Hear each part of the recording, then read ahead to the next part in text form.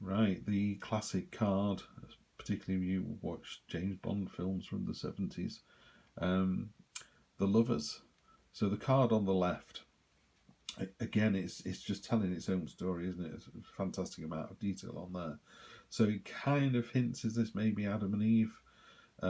Behind the man, there is a tree of life with 12 fruits, one for each sign of the zodiac, and behind the woman is the tree of knowledge with the five senses.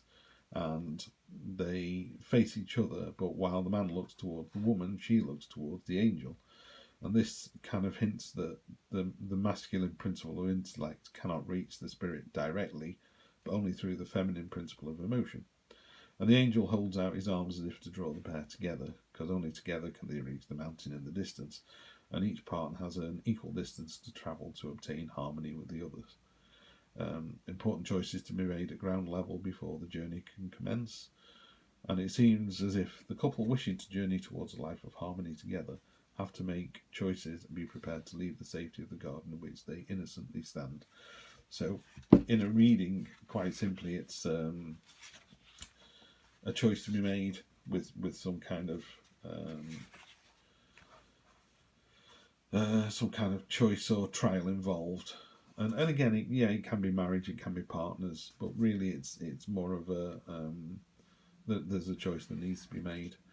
The one on the right, I think I like the positioning of the two figures, the fact that they're back to back, because we're concentrating more on this red string of fate. You know, there's lots of rituals, particularly in Eastern cultures, where you bind two people's pinky fingers or their ankles, and they're bound at the wrist here.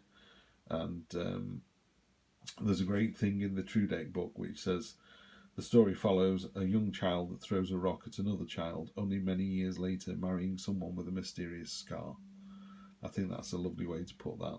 And again, lovers, connection, attraction, but there's a balance to be found and there's a choice to be made.